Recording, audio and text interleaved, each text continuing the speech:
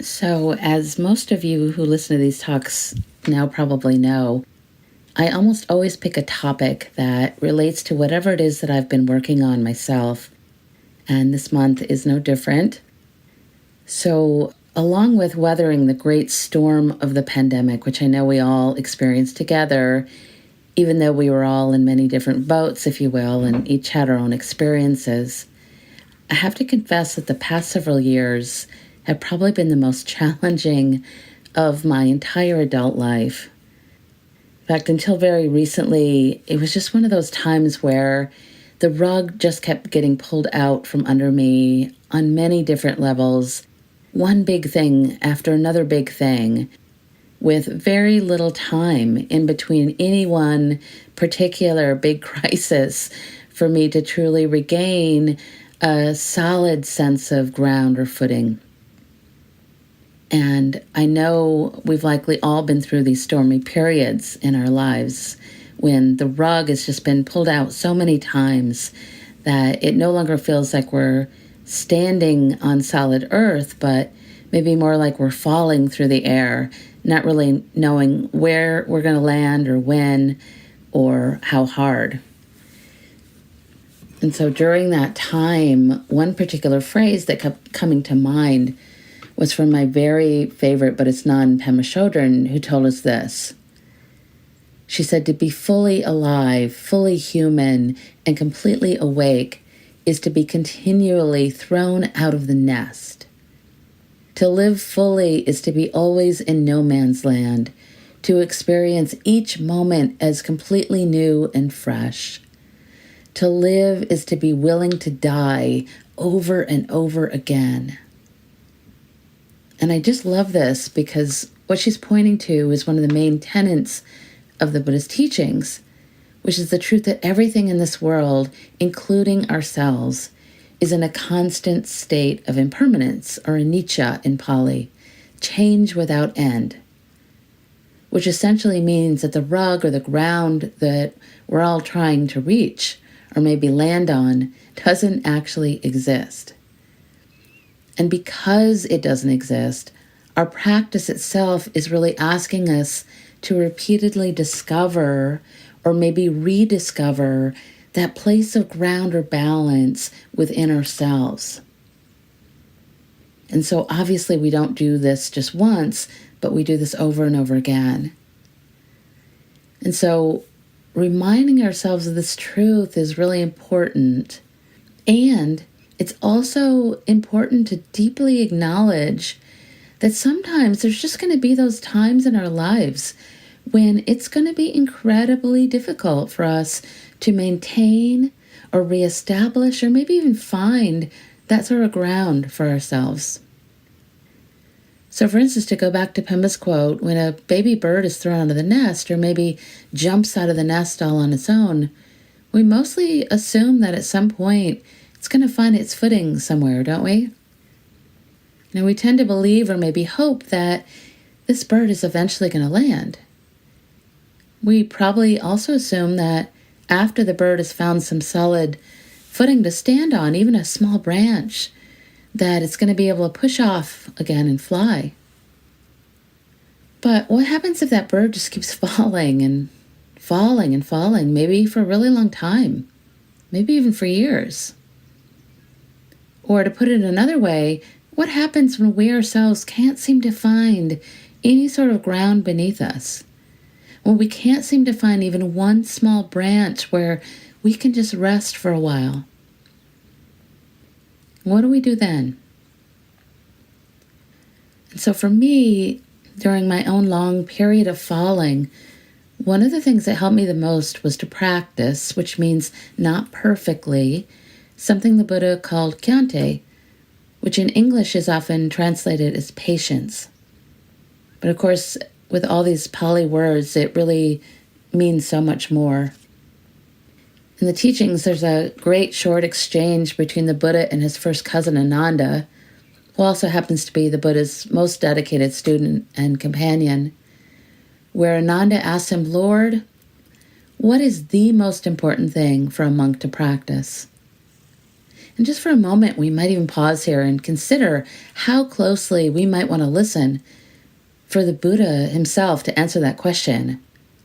What is the most important thing for us to practice? And I realize that if you've read the topic of this talk, you probably already have guessed how the Buddha replied, which was to say khanti, patience. And honestly, I always am a little sad that I didn't learn about that short exchange when I first started practicing more than 30 years ago now, because I think it might have saved me a whole lot of time. Essentially, what this means is that through this practice, we are being asked to train ourselves to develop a strong sense of patience with everything, with all situations, with other people, life itself, and probably most importantly, ourselves. And so I personally find knowing the Buddha's answer to his cousin's question so helpful and encouraging. I also really like the description of patience from the Dalai Lama, who tells us patience guards us against losing our presence of mind. It enables us to remain undisturbed even when the situation is really difficult. It gives us a certain amount of inner peace, which allows us some self-control so that we can choose to respond to situations in an appropriate and compassionate manner rather than being driven by our disturbing emotions.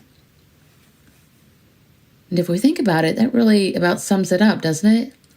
It sort of summarizes how we ideally want to be in this world, which is patient and peaceful, self-controlled, appropriate, compassionate, and undisturbed by life itself. One of my teachers, Bhikkhu Analayo, has very famously summed up our entire practice in just 4 words, which I know many of you who listen to these talks likely know by heart because I use them so often. And these 4 words are keep calmly knowing change. Keep calmly knowing change. That's it, our whole practice. And I bring this up because it occurs to me that if we think about it, this entire phrase actually is pointing directly at our practice of khanti, of patience.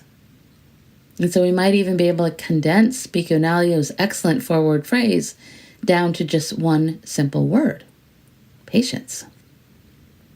In fact, if we think about Bhikkhu Analayo's summary, essentially what we're being asked to do is to calmly, which means patiently, recognize and know that everything, including ourselves, is constantly shifting and changing.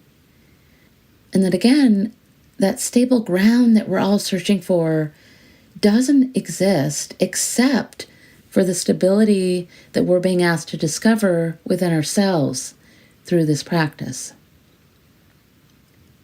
I also want to point out here that patience is considered the main antidote to anger, or what we might think of as the quality of aversion, or our not wanting. This is the main antidote to our not wanting. And of course, aversion includes a whole range of feelings, starting with a very minor irritation, frustration, annoyance, to even more challenging feelings like resentment or bitterness, jealousy, even rage.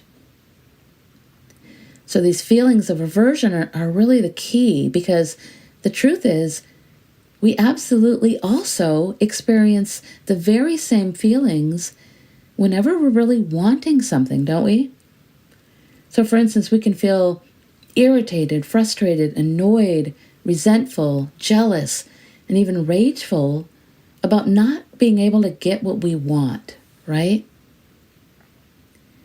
And so when we're considering aversion and the vast range of feelings that this encompasses, we might also remember that aversion is not only considered the greatest threat to our mindfulness practice, but also to our ability to discover peace and ease in this life itself.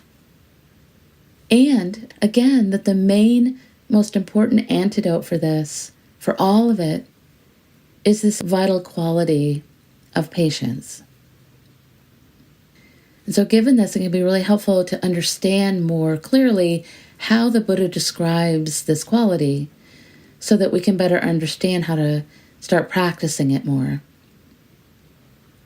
The teachings, khanti is said to have three main qualities, and it's important to remember that these aren't really separate. They're very intimately intertwined in order to create this quality of patience as a whole. These three are a gentle or compassionate forbearance, a calm endurance of hardship, and a recognition and acceptance of the truth. I'll repeat that. A gentle or compassionate forbearance, a calm endurance of hardship, and a recognition and acceptance of the truth. So with that first quality of patience, a gentle or compassionate forbearance, we might notice two main practices that we actually need to apply first whenever we're feeling impatient about something. These are the qualities of compassion, or karuna in the Pali language, and gentleness, or madhava in Pali, both of which are considered divine qualities of heart. And so whenever we're feeling impatient, we almost immediately want to gently and compassionately recognize and acknowledge how hard it is, right, to be faced with whatever we're struggling with, which again can be something relatively minor or temporary, or it could be something much more challenging or long-term. So especially if we've been sort of flying through the air, if you will, for much longer than we expected, we really want to remember to offer ourselves our own gentleness and compassion for the fact that this just does not feel good, for the fact that it's hard. And this might just seem like common sense, but the truth is that so often we're usually just so busy trying to figure a way to wiggle out or away from our difficult feelings that we don't even attempt to offer ourselves any kind of compassion or gentleness, or even to remember that we need this. And so one of the ways we can start to develop patience is by using our mindfulness practice to notice when we're doing this kind of wiggling or squirming or running away, avoiding, etc. So if you'll stay with me, we might imagine for a moment that again, we are that baby bird, and maybe the particular nest we find ourselves in feels in some way uncomfortable or unpleasant. Might even feel very old or hot or claustrophobic, just completely overcrowded with maybe ancient, stinky beliefs, if you will. For the most part, whenever we're experiencing this, it just makes sense that we mostly want to just immediately jump out, right? We often just have no patience for simply being here. And on top of this, often when we realize that we can't immediately jump or squirm out of that uncomfortable place, what we then tend to do is something that is very common, which is to resort to blame. So for instance, instead of just acknowledging that we're experiencing something unpleasant, we tend to focus all of our attention on finding out who or what is to blame for whatever's happening or for whatever we're experiencing.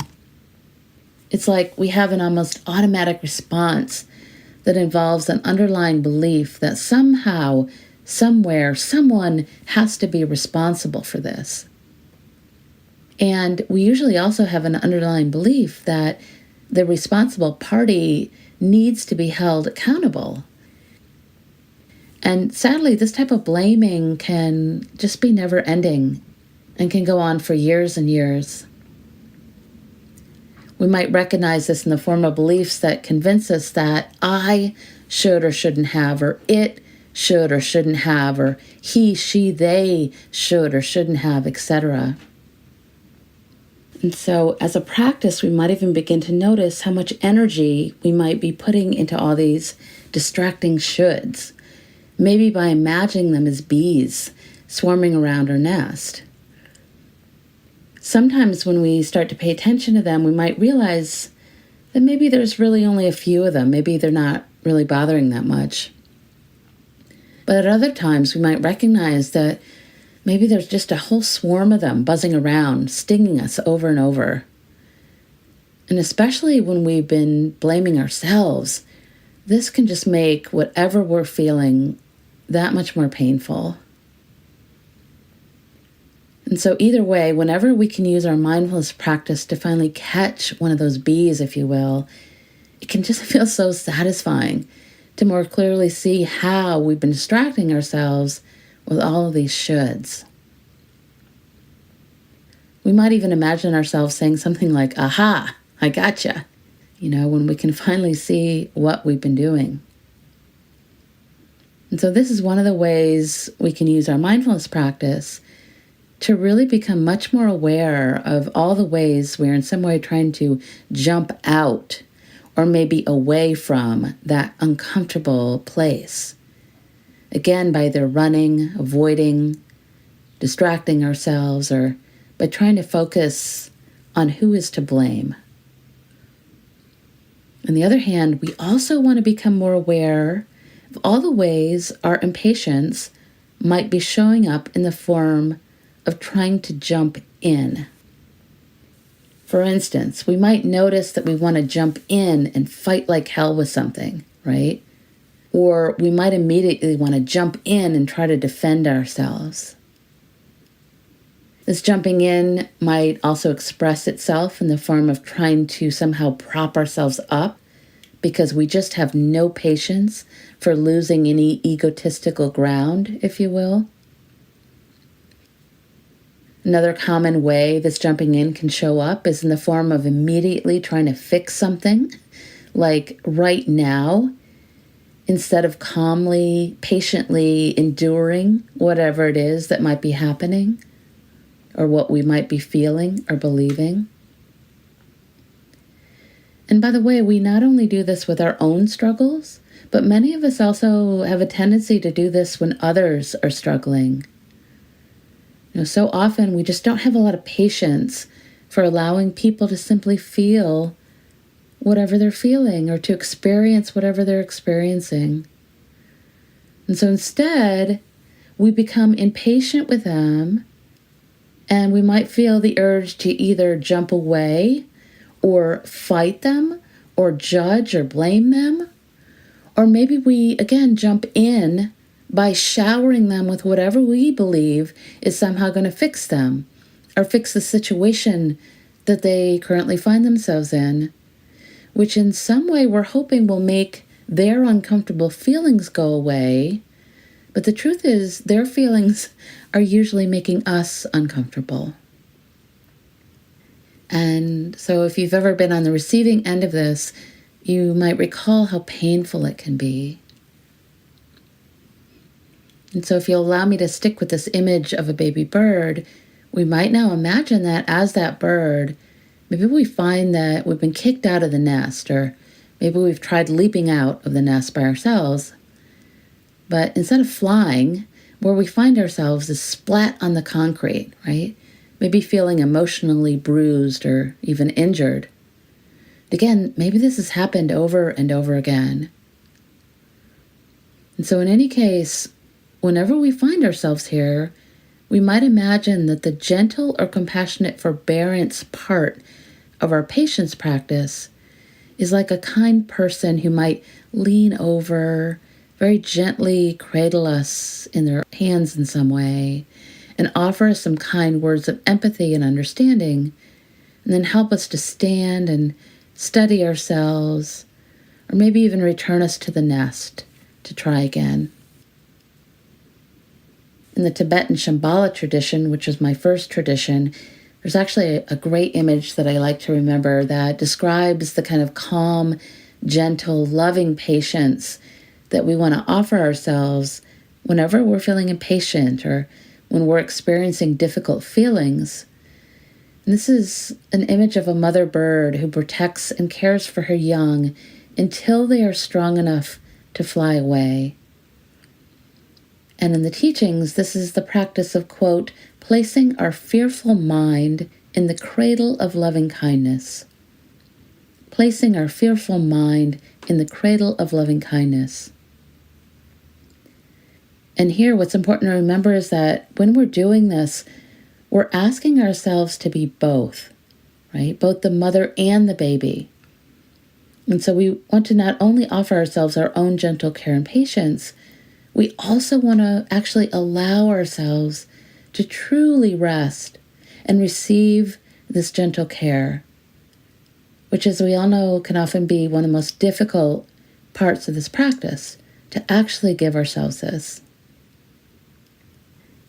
This type of gentleness, or madhava, is just so important because it is said to come out of a sense of compassion, care, and also deep respect. And here I really want to emphasize that this practice of gentleness is not in any way fluffy, soft, or naive. It actually takes a great amount of training, effort, strength, and wisdom to offer our gentleness.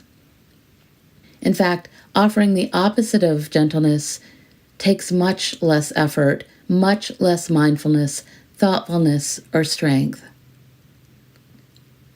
In the Zen tradition, there's a great description of how we can apply this kind of gentleness in a story about a man who comes running into a temple where a Zen master is sitting. In his rush, the man sort of loudly and haphazardly throws his shoes off right before he bows down at the master's feet and asks the master, "Please teach me about the Dharma."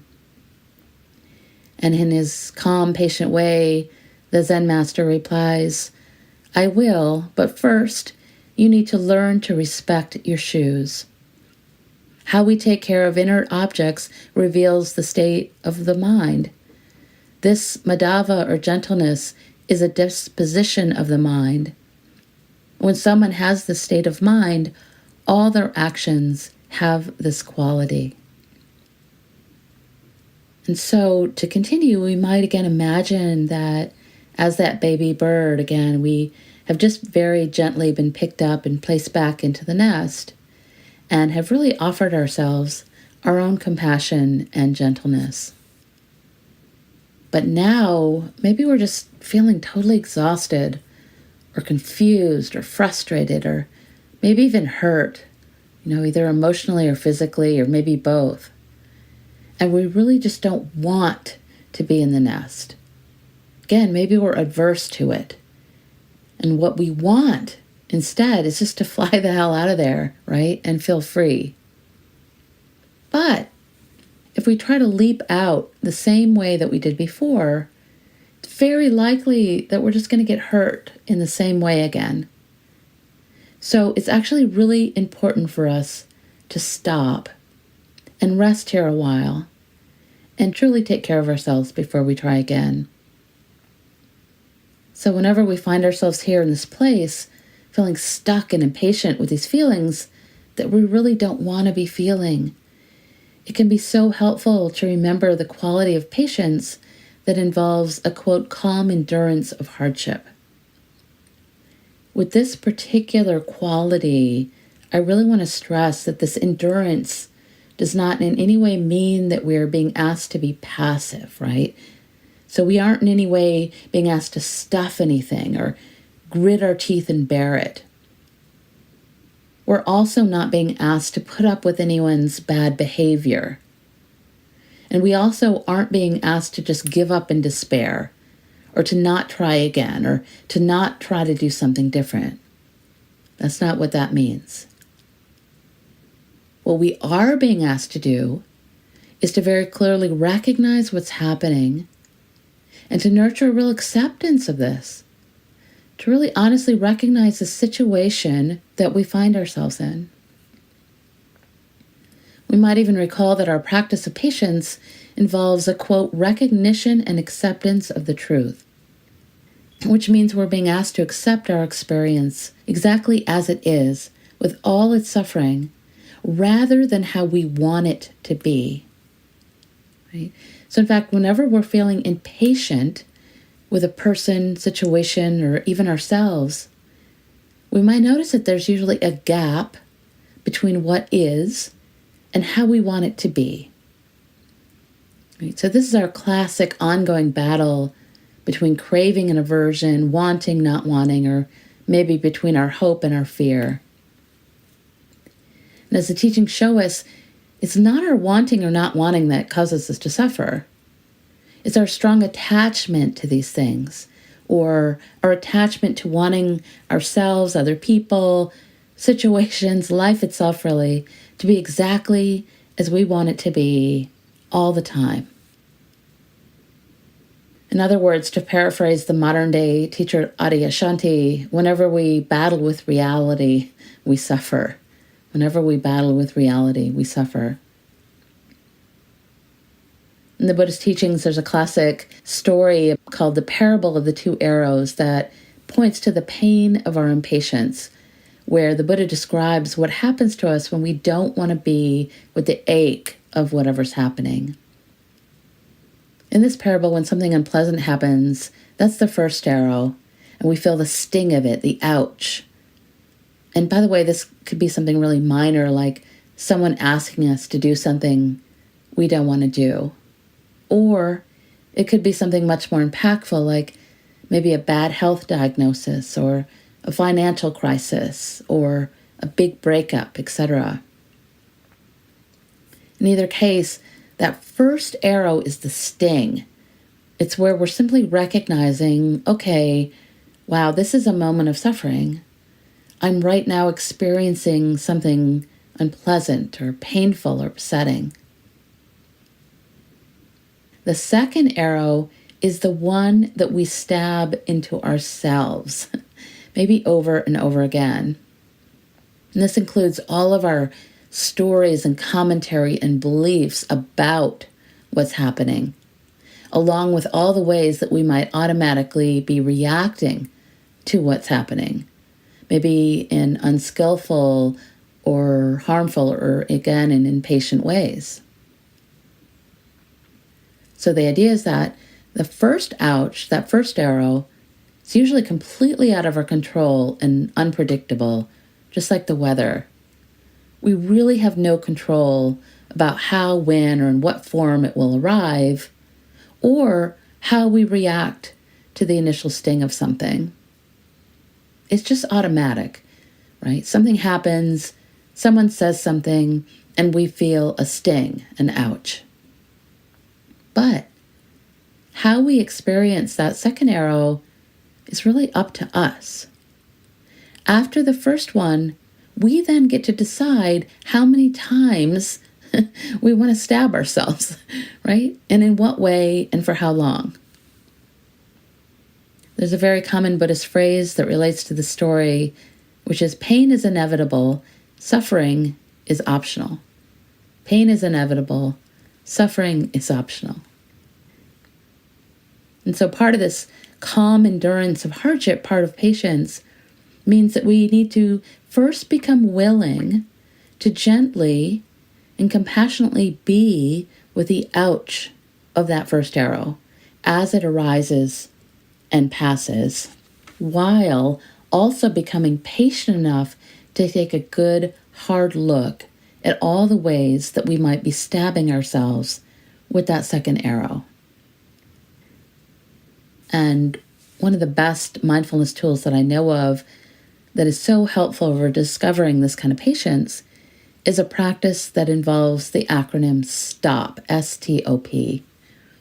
And this is also often been called the sacred pause, the sacred pause. I actually really love this practice because even though it's not so easy to do, it's actually super easy to remember, right? Stop. Especially if we can remember that that first letter S is simply asking us to do exactly that, which is to stop.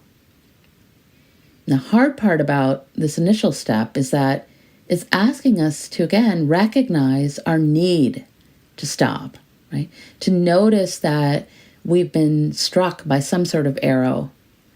Or maybe we might imagine that it's asking us to recognize that we're bleeding. So, maybe the arrow has given us a minor scratch.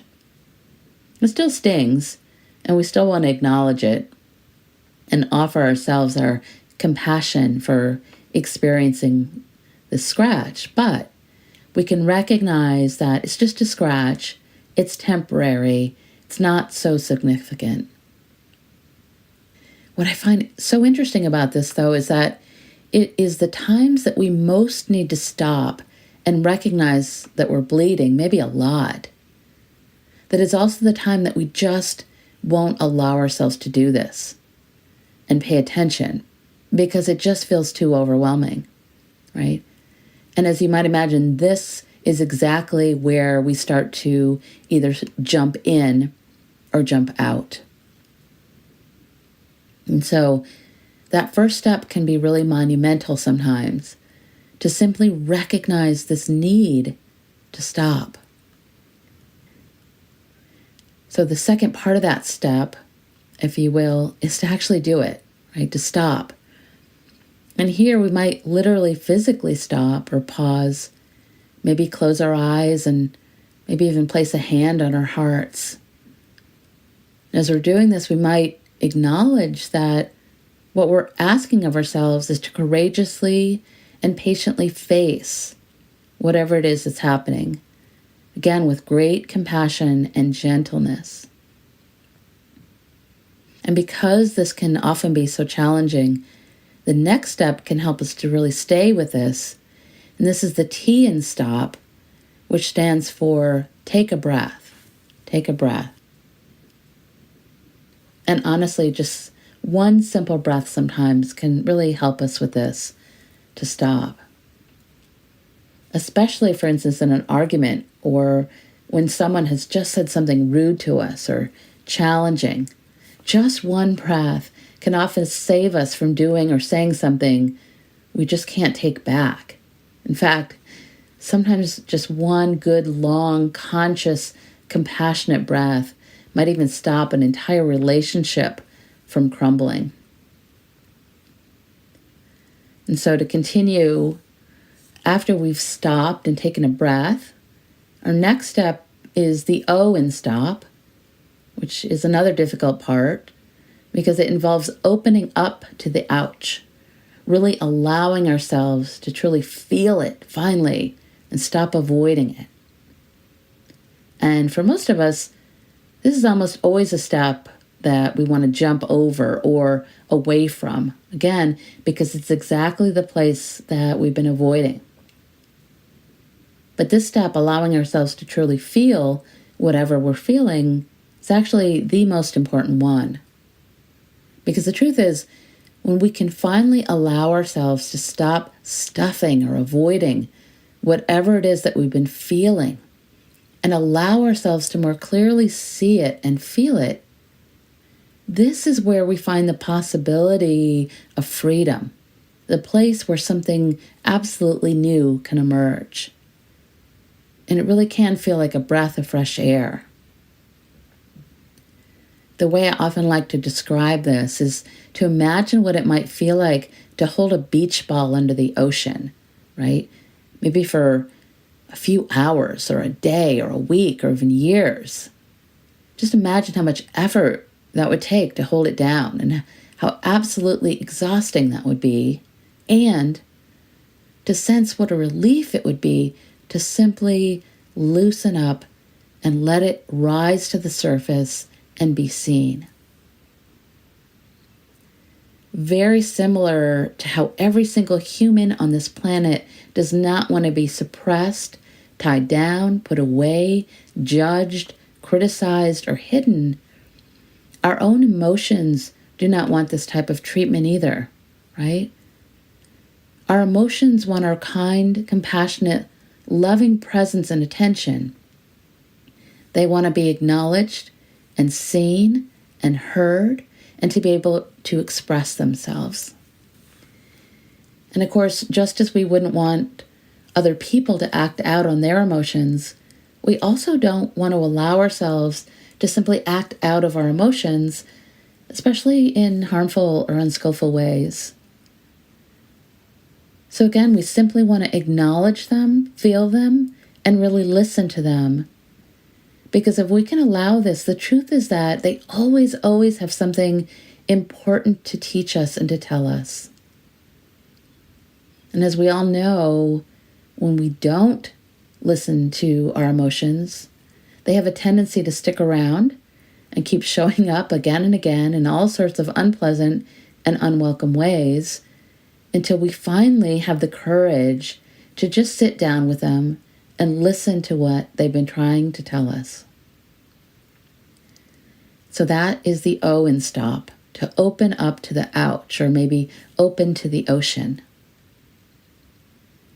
Once we've allowed this, and we can maybe more clearly see that beach ball, if you will, this is where we can now use our mindfulness practice to question whatever it is we've been telling ourselves about a particular situation or about ourselves, to really see these beliefs much more clearly.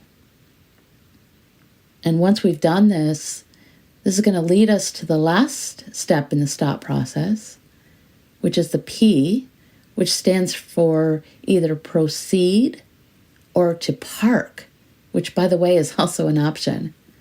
In fact, making the choice to park is often a good sign that our patience is actually working. When we can very consciously, mindfully choose to wait, or maybe to not do anything at all.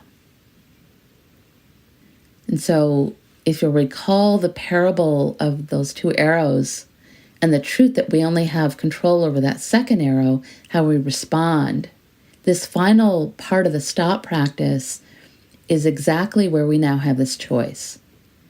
This is where we get to consider what is the wisest, most compassionate response to the situation, another person, or even myself, right? What now? What's next? And finally, as we're out of time to go all the way back to the beginning, the point is that we're not going to be able to get here to this place of being able to choose until we can actually allow ourselves to rest in our nest, if you will, and practice being patient with whatever it is that we're feeling. Which, again, to summarize, means that we are agreeing to be with whatever we're struggling with a gentle, compassionate forbearance, a calm endurance of hardship, and maybe most importantly, a recognition and acceptance of the truth. And so to end, I thought I might invite you into a brief meditation that involves this practice of stop. And so if you're ready and if it's available, you might right now find a comfortable seated posture. Maybe close the eyes. And if you're listening to this while walking, you might become more conscious of your breath and your body. Maybe your feet on the ground, the act of walking. If you're in your car, again, you might feel your hands on the steering wheel, your seat on the cushion. Just become more embodied. If you're seated somewhere with the eyes closed, you might take one long inhale, conscious inhale, slow exhale. A couple of rounds of these on your own, just to really get in touch with your body, your heart. If you'd like, you can even place one hand or both on the heart, one hand on the belly even. Breathing into the fingers, sensing the rise and fall of the breath.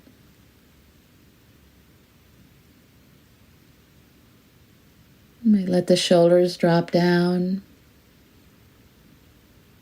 Let the face be soft, eyes soft, forehead smooth.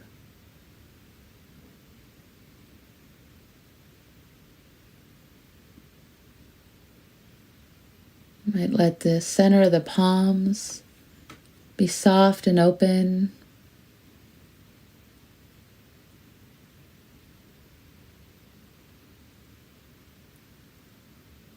Might sense the weight of your body being held by the earth, which has always held you, always will.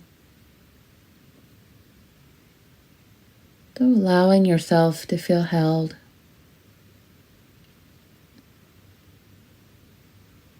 Maybe bringing a sense of compassion and gentleness here right away.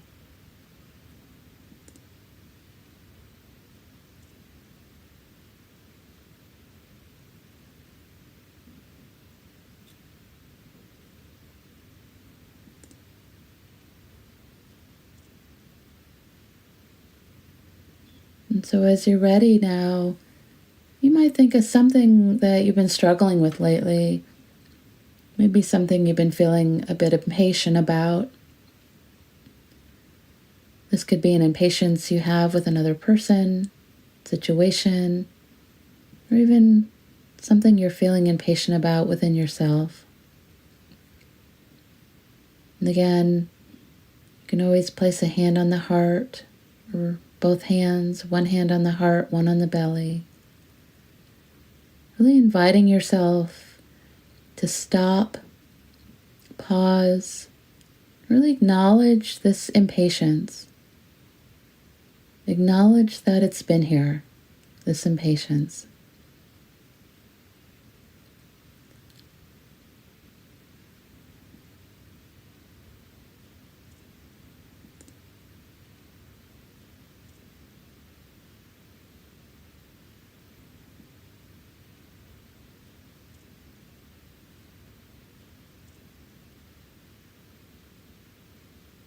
And as you're ready, you might try on the T and stop, or just take one or even several slow inhales and exhales.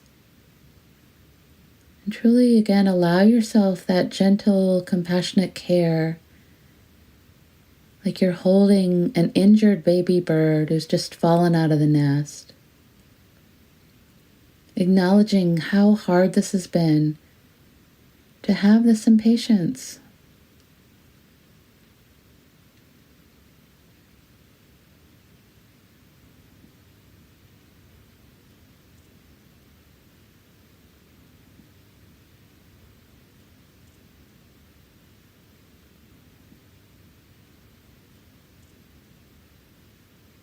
As you continue now, you might now try on the O and stop, which is to open up to the ouch of this, to notice what this impatience has been trying to say.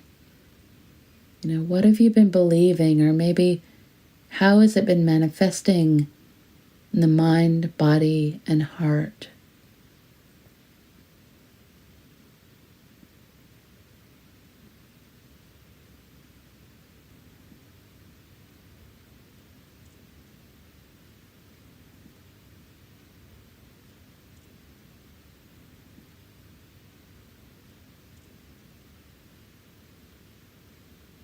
As you continue, you might now even consider questioning these beliefs and ask yourself if there might be another way that you might think about this impatience that you've been having.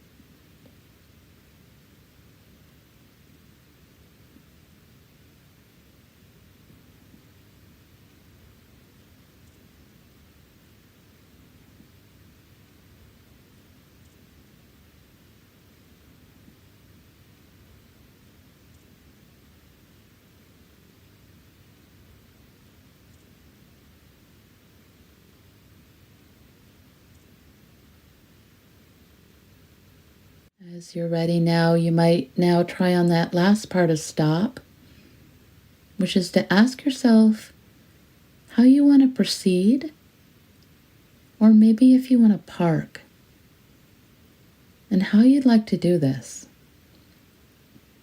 What is the wisest, most compassionate response to this person, situation, or to yourself?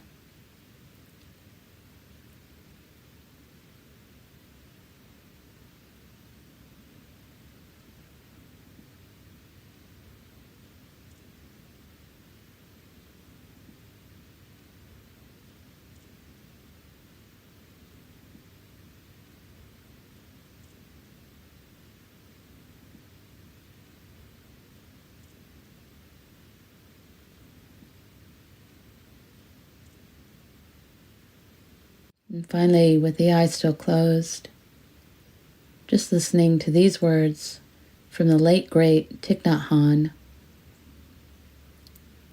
To meditate does not mean to fight with a problem. To meditate means to observe. Your smile proves it.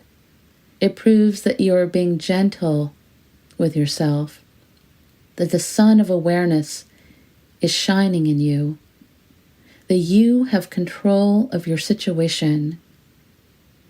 You are yourself, and you have acquired some peace. You have acquired some peace. Namaste and blessings.